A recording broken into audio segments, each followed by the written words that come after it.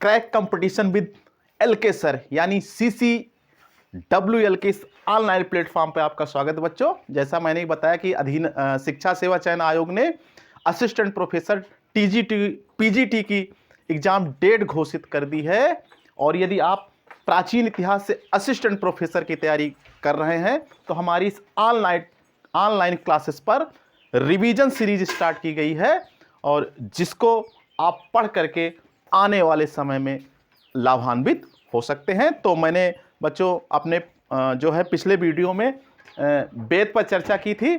आज जो मैं चर्चा करूंगा वो करूंगा कि ब्राह्मण क्या है, ब्राह्मण ग्रंथ क्या है। तो मैं अपनी क्लास स्टार्ट कर रहा हूं। ब्राह्मण, इनकी रचना यज्ञों के विधान एवं उनकी क्रियाओं को समझने के लिए की गई थी। यानी जो ब्राह्मण थे, ग्रंथ थे, उनकी रचना यज्ञ के विधान एवं उनकी क्रियाओं को समझने के लिए की गई थी। महत्वपूर्ण बात कि प्रत्येक वेद के अलग अलग ब्राह्मण होते हैं। यानी जो सामवेद, ऋग्वेद, सामवेद, यजुर्वेद, अथर्ववेद, ये जितने भी वेद हैं सब वेदों के अलग अलग ब्राह्मण ग्रंथ होते हैं। तो सबसे पहले बच्चों हम देख लेते हैं कि ऋग्वेद के कौन कौन से ब्राह्मण हैं। तो ऋग्वेद का एक जो ब्राह्मण है वो है कौशितकी या संख्यायन ब्राह्मण और दूसरा है आपका ऐत्रेय ब्राह्मण।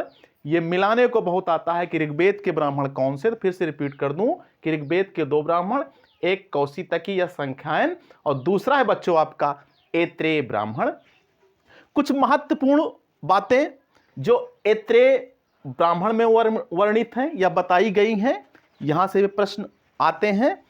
तो ऐन्द्र महाअभिषेक यज्ञ का वर्णन, यानी जो यह ऐन्द्र महाअभिषेक यज्ञ का वर्णन है कहां पे बच्चों? ऐत्रेय ब्राह्मण में देखने को मिलता है। महत्वपूर्ण तथ्य है।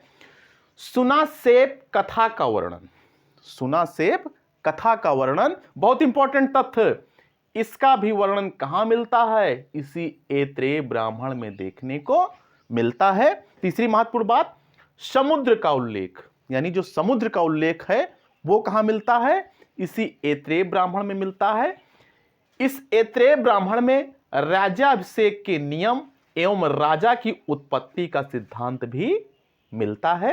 यानी कि इस ऐत्रेय ब्राह्मण में राज्याभिषेक के क्या नियम है और राजा की उत्पत्ति का सिद्धांत क्या है, ये भी, इसका भी वर्णन इसी ऐत्रेय ब्राह्मण में देखने को मिलता है। इस ऐत्रेय ब्राह्मण में राजा को विस्मत्ता एवं धर्मस्य गोप्ता कहा गया है। बड़ी इंपॉर्टेंट बात।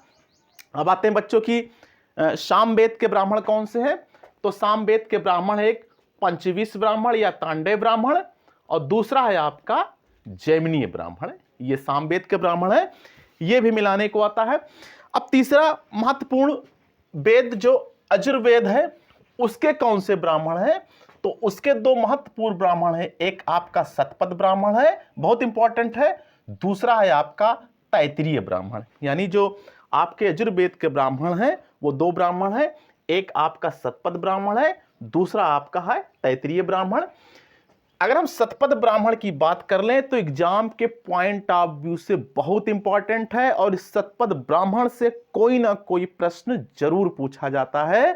तो मैं बता दूं कि शतपथ ब्राह्मण सबसे बड़ा एवं सबसे प्राचीन ब्राह्मण है। बड़ा इंपॉर्टेंट है। प्राचीन इतिहास के साधन के रूप में ऋग्वेद के बाद शतपथ ब्राह्मण का स्थान आता है। यानी प्राचीन इतिहास के बारे में यदि हम लोग जानना चाहें तो ऋग्वेद के बाद किसका स्थान है? शतपथ ब्राह्मण का है। कुछ महत्वपूर्ण बातों का उल्लेख इन शतपथ ब्राह्मण में मिलता है जहां से क्वेश्चन जरूर पूछे जाते हैं, जैसे विदेह माधव की कथा का वर्णन, बड़ा इंपॉर्टेंट है। कई बार प्रश्न पूछा गया कि विदेह माधव की कथा का वर्णन कहां मिलता है? इस शतपथ ब्राह्मण में मिलता है। जलप्लवन की कथा का वर्णन, इसका उल्लेख भी शतपथ ब्राह्मण में, बड़ा इंपॉर्टेंट। पुनर्जन्म सिद्धांत का वर्णन, इसका भी उल्लेख शतपथ ब्राह्मण में, बड़ा इंपॉर्टेंट। महाजनी प्रथा का उल्लेख कहां? शतपथ ब्राह्मण में, बड़ा इंपॉर्टेंट। वैदिक कालीन 12 रत्नी जो थे इनका उल्लेख कहां? शतपथ ब्राह्मण में। पुरुष मेध यज्ञ का वर्णन कहां? शतपथ ब्राह्मण में। कृषि संबंधी प्रक्रियाओं का विवरण कहां? शतपथ ब्राह्मण में।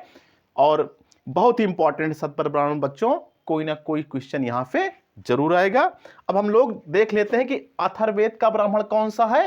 तो अथर्ववेद का केवल एक ब्राह्मण है जिसको हम लोग कहते हैं गोपथ ब्राह्मण। ये जितने भी ब्राह्मण ग्रंथ आपको बताए गए ये एग्जाम में मिलाने को आते हैं और ये महत्वपूर्ण तथ्य बच्चों ब्राह्मण ग्रंथ से संबंधित जिसकी चर्चा मैंने अपने इस crack competition with LK sir यानी CCWL के क्लासेस में की। आप हमारे चैनल को लाइक करिए, सब्सक्राइब करिए। निश्चित ही इतने अच्छे फैक्ट आपको किसी अन्य दूसरे चैनल पर देखने को नहीं मिलेंगे। धन्यवाद।